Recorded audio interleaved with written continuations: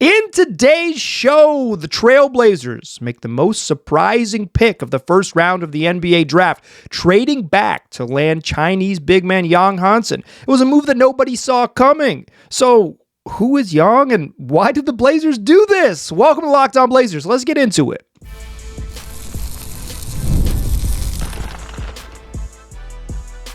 You are Locked On Trailblazers, your daily Portland Trailblazers podcast, part of the Locked On Podcast Network. Your team every day. What up, world? It's your past first point guard and Trailblazers reporter, Mike Richmond. You're listening to another episode of Locked On Blazers, part of the Locked On Podcast Network, available wherever you get podcasts and also on YouTube. Coming at you each and every weekday, Monday through Friday. So make it a part of your daily routine. Make it your first listen. Tell your friends to do the same. It's Locked On Blazers, your team every day. In today's show, we made it through the first day of the NBA draft, and the Blazers pulled off the most surprising pick of the first round. They traded back to land Chinese big man Yang Hansen at 16. In a move that truly no one saw coming. Most of the prognosticators had Yang somewhere between 35 and 45 on their big boards. This was an out of nowhere move, and moreover, and this is we'll get into Yang. Today's show we'll get into Yang, a scouting report, where he came from, his background, why the Blazers did this. But moreover, and this is the most overarching, most important thing that I think you should take away from this selection. So let's just get to it in the first 3 minutes of the show. This is a called shot.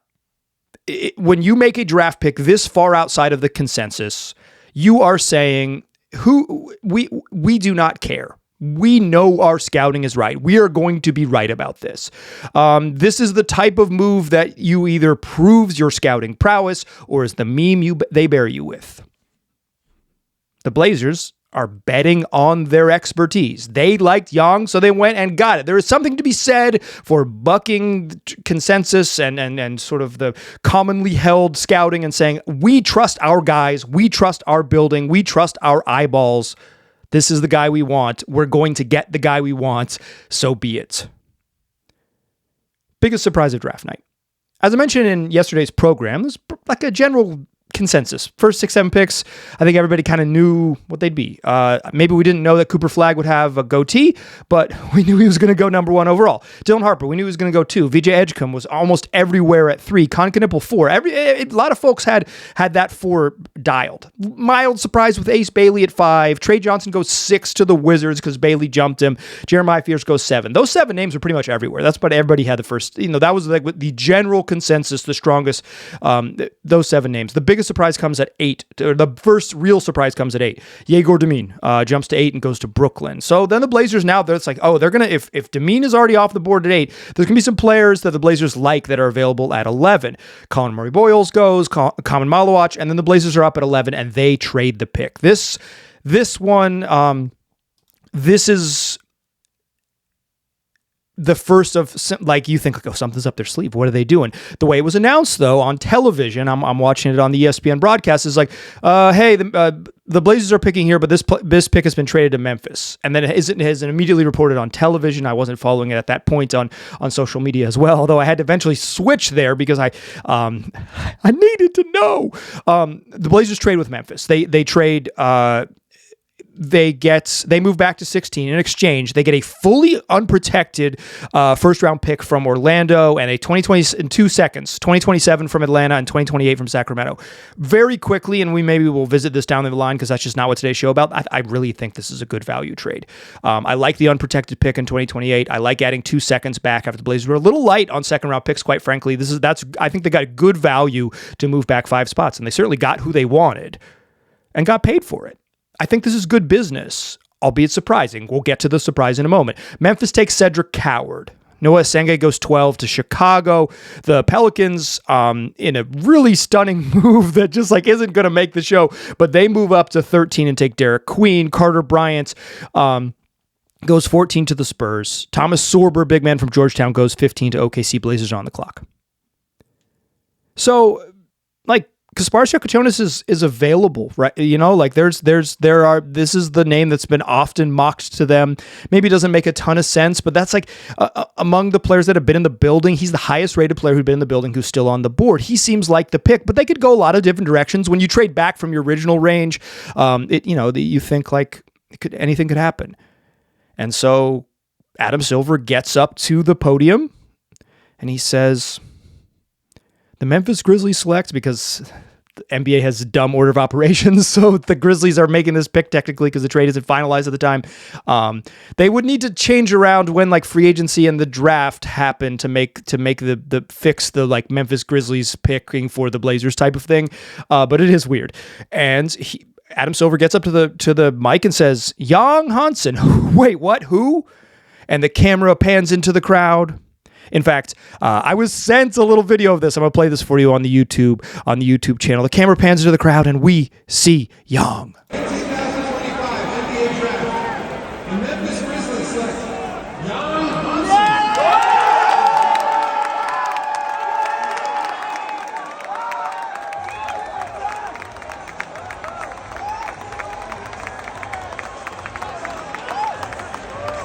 Wait, that's Yang Hansen's music. The 7'1", 19-year-old, as you're listening to this, he's already turned 20. Happy birthday. Yang Hansen turned 20 on June 26. The 7'1", 20-year-old with a 9'3" standing reach is deep in the Barclays Center seats with a resplendent in a white suit with a silk shirt and no tie, walks down the steps. His agent, Rich Paul, comes up from the green room floor where Yang was not invited to sit. But he's in attendance anyways. He daps up Rich Paul. He walks further down the steps onto the green room floor. He gets greeted by fellow Clutch client Walter Clayton Jr., who you could have bet a lot of money would have been drafted before his fellow Clutch client Yang. And he daps up Walter Clayton Jr., the guard from Florida, and then he makes his way onto the stage to receive his Memphis Grizzlies hat and shake the hands of the commissioner. What the heck just happened? The Blazers pulled off the most surprising pick of the first round. They bet on themselves.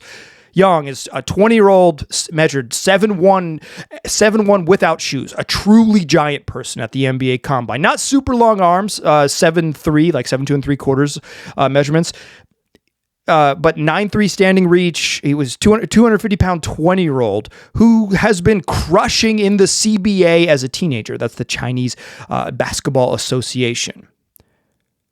This was a pick that no one really saw coming. The brief scout on Yang, and I'm recording this a little bit late because I really didn't know much about him. He worked out for the Blazers in late May. He was in the practice facility on May 30th. This continues a trend. If the Blazers are going to take you high up in the draft, they're going to bring you in the building. One of the trends that it really kills is the sort of like predictive power of ESPN's mock stuff. I'll tell you what. Say goodbye to that ESPN mock is useful. They weren't even close on this one because nobody saw this coming. But Yang is a skilled passer. He is got good footwork and good touch at his size. He's been a defensive monster in the CBA, although there are real questions whether that can translate to an NBA level. But a truly big person with some real offensive skills and good offensive touch. That's the upside you're selling here. Has been very good at lower levels in playing in international competition and in the CBA. And the Blazers are making this bet. A bet that probably no one else would have made. When asked about it, Joe Cronin told reporters that this was who they wanted, and they were comfortable trading back. And again, I like the move to trade back. I think they got pretty good value there, but they didn't want to trade back much further because they wanted to get their guy, and they got their guy. So who is Yang? Well, let's talk about him. We'll get to know him a little bit more and offer you some sort of about his journey to here as he makes his way to Rip City. Join me in that second segment, won't ya? First, though, let's talk Wayfair. Look, if you've got outdoor space in your home, Wayfair wants to make it so your outdoor space feels comfortable, stylish, and ready for summer. Turn whatever place you've got outdoor, that living space, that chilling space, into a personal oasis. It's got everything. Wayfair's got everything you need to level up your outdoor space. So that's conversation sets, that's outdoor bars, that's fire pits, that's hot tubs, gazebos, that's string lights. Give yourself a resort feel without the resort price tag. Whatever your style is, whether you're looking for like modern, sleek stuff, or truly classic pieces, you're going to find all of those options there on Wayfair. Plus, you're going to find them at prices that are going to fit your budget. And if you need really big items or really small things, they got them as well. But even the big stuff can get to your house for free or get to your place of living for free, because delivery is always free, it's always fast, and it's hassle-free. Even the giant boxes, giant packages are going to get there without any hassle. So if you are hosting friends or you're just chilling by yourself, unwinding, listening to Locked On Blazers, you can genuinely feel like your outdoor space is your own private retreat. So don't wait. Make your outdoor space your dream oasis today with Wayfair and enjoy it all summer long. Head to wayfair.com right now to shop a huge outdoor selection. That's WAYFAIR.com. Wayfair, every style, every home. All right. So why did the Blazers do this? I think like step one is that this was the guy they wanted. Make no mistake. They trade back. They get the player they want. There is, and I'll talk about this a little more to close the show. This is a bet on talent more than it is a bet on like the perfect fits or anything like that. But who is Yang Hansen? Like who is this 20-year-old Chinese dude who's like extremely big and skilled? Well, he's sort of found pretty early in China. I will say, like I mentioned, I want to give credit where credit's due. I did a lot of quick research before pressing record, and I want to shout out the people that helped me. Raphael Barlow at Locked On NBA Big Board and also his Substack NBA Big Board was a Young believer early and wrote about him at the Combine. That's how I first knew about him. The Substack Floor and Ceiling that's maintained by Wilco Martinez Cachero had a great YouTube highlight mix breakdown, scouting report, as well as a full write up. And over at Sam Vecini at The Athletic also had in his invaluable draft guide, had a full breakdown of Young. This is where I've learned most of this stuff, plus a little bit of Wikipedia, right? Like, I am indebted to the people who do this professionally and who build these wonderful scouting reports and allow me to be more knowledgeable within about 45 minutes of the draft ending or so, maybe about an hour after the draft ended. I'm finally pressing record because I feel comfortable talking about it. But Yang was like a youth standout, and he was invited to join the Zibo Sports School in Shandong in China. And like that is like, hey, this dude's, first of all, he's huge, right? He's just like a big 8-year-old. But like this is a youth this is like someone who belongs and is going to be like pipelined into professional sports and play for the national team, all these things. It's a prestigious invite, right? And then he's at 16. He is signed by Qingdao, which is the professional team that he's playing for. That's located in Shandong in Qingdao in the Chinese state of Shandong. But like 16, signed professionally. And he crushes in the U17 Chinese league. He's playing on the junior team. He just crushes, right? He's MVP. He's dominant. That's in 2021. In the summer of 2022, he plays in the FIBA U18 Asian Championship, and this is where he gets known. In fact, Cronin didn't mention it by name, but he said he saw them in a U18 league, and that's one of their scouts saw him in U18 competition. That's where they kind of first got on their radar, and then they sent Schmitz and Sergey Oliva to go their assistant GMs to go continue to scout him, and they said, okay, yeah, this is someone that's like certainly on the radar. So the Blazers first become aware of him at this standout performance at the FIBA U18 Asian Championship. China wins third place. He's named to the all-tournament team. He's hooping, right? Like he's all of a sudden on everybody's radar. He is 17 years old, 7-footer, right? Skilled 7-footer teenager. So he moves to in Qingdao. He moved to the senior team in 2022 at 17, promoted to the senior team, but he doesn't play. He's a the way international leagues work sometimes is like you kind of earn it, and he's super young. He finally gets to play the following year, 23-24 season. He's 18 years old. He wins Rookie of the Year and Defensive Player of the Year in his first season playing for Qingdao in the CBA in China. Averages 14.7 points, 11 rebounds, 10.9, 4 assists, to go with 2.2 blocks. He's like just filling up the stat sheet, monster productive, Defensive Player of the Year, Rookie of the Year. Then the following season, 16, 10, 3 assists, to go with almost 3 blocks at 2.7 and 24, 25. He got some buzz in the 2024 draft, right? And he actually came over and played in Summer League following getting that buzz and deciding not to go pro. And like there was some, at least according to some of the reporting I read on Floor and Ceiling, is like, Qingdao was a little bit worried, like, he's going to leave. Like maybe we should put him, change a contract so there's less sort of NBA outs if he does indeed get drafted, or if he's like a draft and stash type of guy.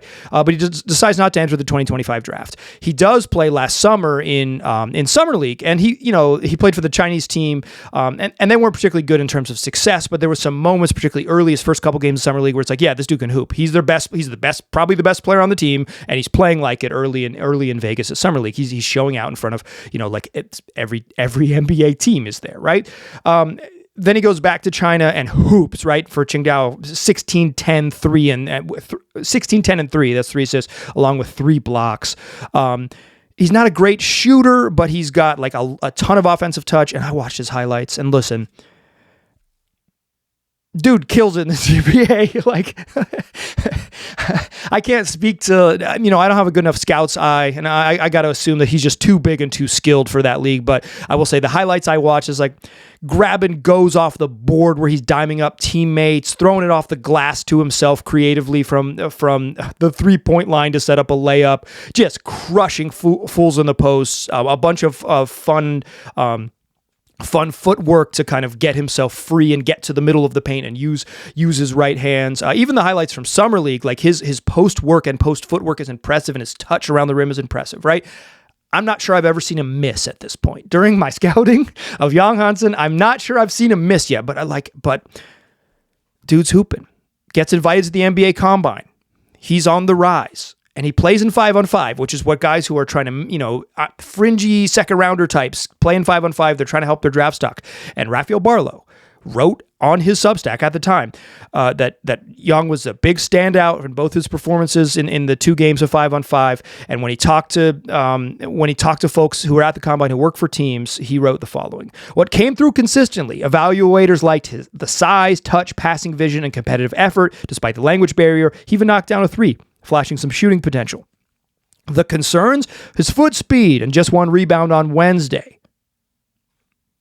But he was a name to know. Yang Hansen is hooping. And still, so like, here's the rise, right? But this is the rise. He was very good as a 17-year-old at the 2022 FIBA U18 championships. He dominates 2 years in the Chinese league. He gets a little bit of draft buzz, and he has a nice standout performance in 5-on-5 competition at the Combine. And still, heading into the 2025 draft, you know who thought he was a first rounder? Pretty much nobody. None of them. Join me. None of them.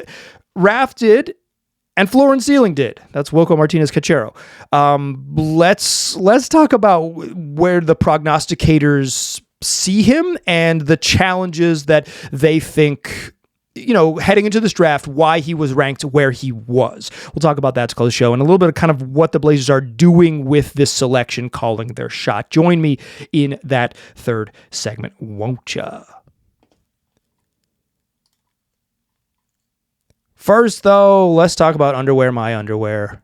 Could be your underwear, too, if you're into it. Skims makes underwear for everybody. You may know Skims from typically making femme cuts of underwear, but now they just make really comfortable underwear, quality stuff for everyone in your life, including you, no matter what you're rocking. Listen, I've said this before, I'll say it again. The worst thing that can happen when you are wearing your undergarments is that you have to consider them when you're living your day-to-day life. If you are going about your day-to-day and all of a sudden something comes up where you have to stop what you are doing and consider what's going on with your underwear, you're having a bad time. And Skims was nice enough to send me over a couple pairs of underwear, and I can say they are incredibly comfortable. And here's the biggest compliment I can pay them. I never notice them when I'm living my life. I put them on at the beginning of the day. I'm like, wow, these are very comfortable. They're made of stretchy material that feels good, and then I don't notice them because I live my life, and I can live my life doing whatever. If I'm just like, being a dad or shopping for groceries, or if I'm working out, playing hoops, whatever it might be, I got a whole bunch of comfort. Lightweight material, feels amazing. It's almost like wearing nothing at all. And like I said, you're just doing you and not thinking about your undergarments. So go shop all of the Skims products at skims.com, including Skims men's line, as well as all their other lines. That's at skims.com. And let them know we sent you. After you place your order, select podcast in the survey and select my show in the drop-down menu that follows.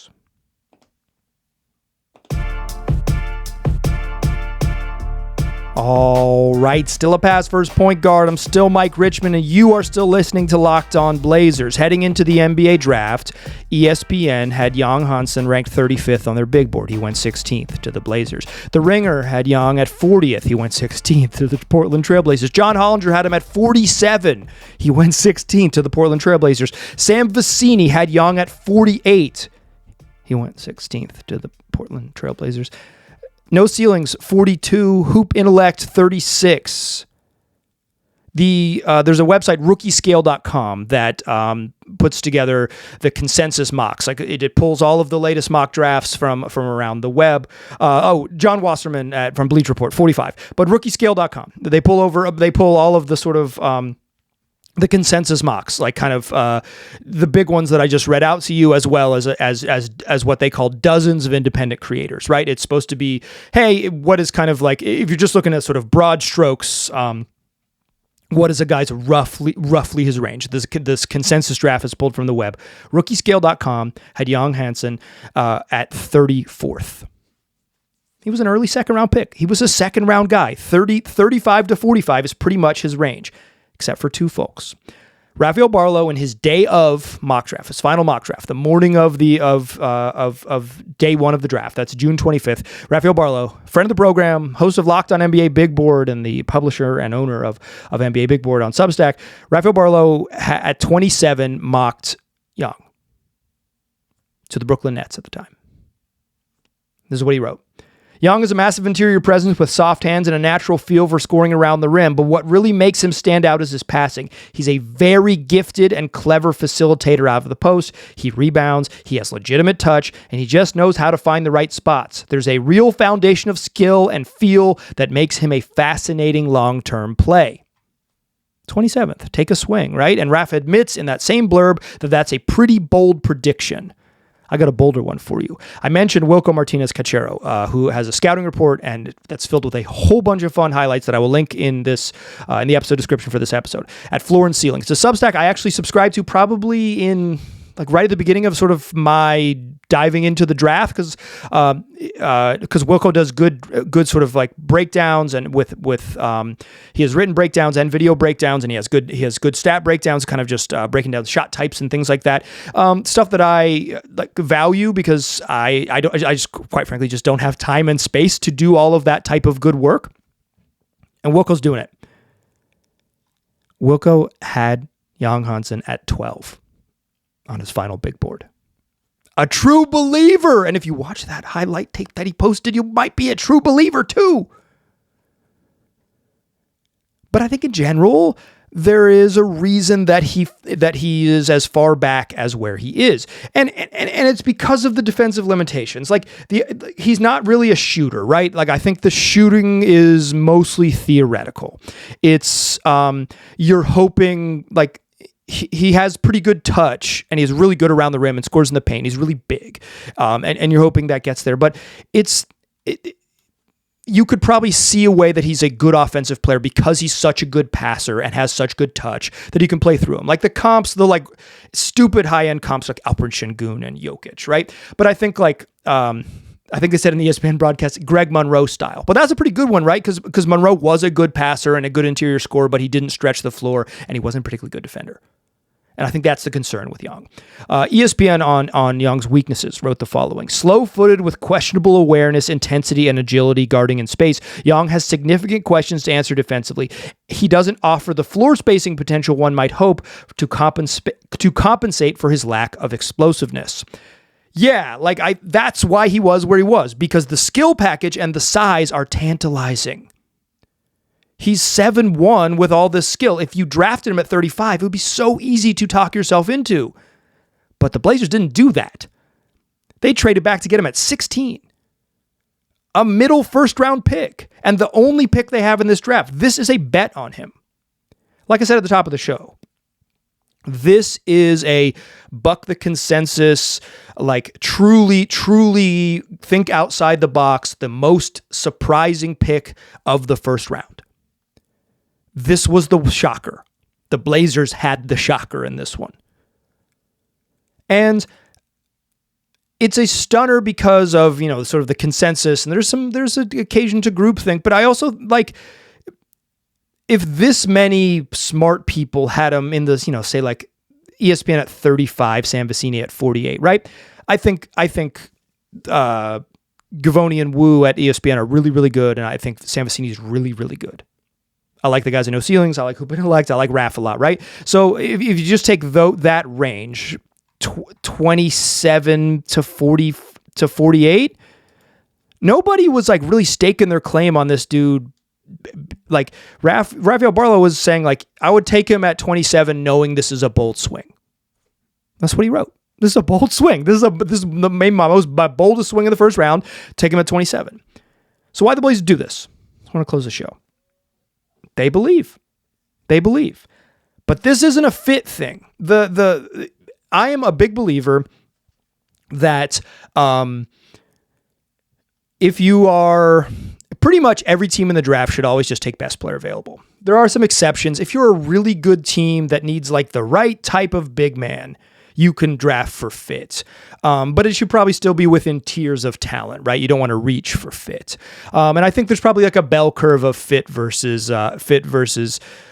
best player available. I think at the ends of the draft, the beginning and the tail end, you just always under there's no circumstance where you don't just draft best player available. I think at the middle-ish, maybe something like 28 to 35 in that chunky middle, drafting players. We think this sort of this player could fit our need, and we're hoping it works out. And we don't want to take a crazy upside swing here, knowing that we'd rather have someone be a 40% chance of being an NBA player than a 3% chance of them being a star, right? I think it makes more sense than the sort of the middle spots. But the Blazers aren't in a position to do that. They should never have been concerned in any way, shape, or form about the players on the roster with this pick. Certainly, if you have players roughly in the same range, the same tier, right? Say, okay, these are three guys who are all in the exact same tier. We don't need another guard. We could use another forward, right? I think that is totally fine to inform your decisions. But in general, you just want to draft the best player available. And what the Blazers are saying with this pick is they thought Yang Hansen is a first-round talent and the best player available, and they would have taken him at 11. That's what they're telling us. They would have taken him at 11, but they didn't. They felt like they could get value getting back an unprotected 28 first-round pick, two unprotected seconds in 27 and 28. Get some value and trade back and get their guy. But Young doesn't have a clear path to play. It's hard to imagine him playing next to Donovan Clingan ever. But even with the roster as it currently stands, DeAndre Ayton's on the team. Donovan Clingan's on the team. Rob Williams, although his availability is uncertain, still on the roster. This is a bet on talent. Which I think is in general the right move. If you had asked me yesterday to name, 30 players the Blazers could draft at 11, Yang Hansen wouldn't have been on my list. It wouldn't have made it. I would not have penciled him in. One, just positional versatility, he wouldn't have been on the list. He's not my cup of tea in terms of one position players. And also just I am a victim of the consensus to some extent because I'm not a draft expert. No way he would have been on my list. No way. The Blazers safe to say they know a lot more than me, right? But like, they are staking their claim. They're staking their claim. This is, as I said at the top of the show, this is the type of pick that proves your expertise, or it's the meme you get buried with. This is such an outside the box, like non-consensus selection that this is either the thing you get made fun of for, right? That it's like, remember when they took frickin' Yang at 16? What was that about? Or it is the proof of your scouting prowess and the reason that you get trusted to continue to do this because you can identify talent and then the next step, develop it. Yang's he just turned 20. Like, I'm recording this. It's not even midnight in Portland, right? He's still 19 as I am recording this. He's a teenager. He's a teenager who played in the CBA, which is not a super, super high level. According to Vicini's write-up, one of his big challenges is just not physical enough to be like a true, to kind of use the gifts that other players of his ilk use. Like, one of the way, like Şengün and Jokic, those are obviously super high-end examples, but I think you could throw like Domantas Sabonis in there. The secret to their sauce of being guys who, like, Jokic has, the best player of the last, I don't know, a long time. He's certainly the best player in the world right now. Like, so I don't even like that comp. But like, even like throw Marc Gasol in there, who ended up shooting late in his career. Strength, right? You couldn't knock them off their spot. So their touch was really valuable because they could establish position and hold position. And that's going, and at least according to Vicini's scout, it's like he's worried about just the general strength that Yang can bring. There are concerns about his ability to guard NBA level athletes. So it's not like he just plug and play because the roster doesn't have room for him and he probably needs seasoning. So there's two things the Blazers are betting on. One, they're betting on their ability to identify talent. And two, they're betting on their ability to develop that talent. Because you can draft a talented player, but if you can't mold that player, and some of it is on the player as well, but certainly like within your system and like, particularly for a guy who doesn't have a path to play, and if the Blazers are trying to be competitive, it's not like they're just going to like spend, like trying to shoehorn him in minutes or whatever. Like, can you get him behind the scenes, get him stronger, get his body ready for NBA competition in terms of like conditioning and adding functional strength without losing some of his skills. And then you map on that, right? You'd map on the development plan you have for him, and you believe in your development. And you already have this teenager who's highly, highly skilled and plays really smart and plays like, he's like a dude who reads the floor and makes super good, like super smart passes. You watch some of his highlights in the CBA. I'm telling you, grabbing the ball off the rim, dribbling up the court at 7-1 and diming up his teammates. Looking like freaking Pau Gasol. I've never seen him miss a shot. I would have never made this pick in a cajillion years because I don't know anything. The Blazers are betting on themselves, and they are putting those chips, their bets, behind Yang Hansen. Second round of the NBA draft is tomorrow night. The Blazers currently do not have a selection, but they could acquire one. And so whatever happens, I will cover round 2 of the draft tomorrow. And we will look ahead to what's next for the Blazers. Shout out to hopefully all my new Chinese listeners who are hanging out with the show. I'm happy to have you. What a fun, fascinating journey that Yang's going to be on. 5 days a week, wherever you get podcasts. Also on YouTube. Tell your friends about the program. Come back for tomorrow's program as well. Come back for tomorrow's episode as well. I appreciate you listening. I'll talk to you soon.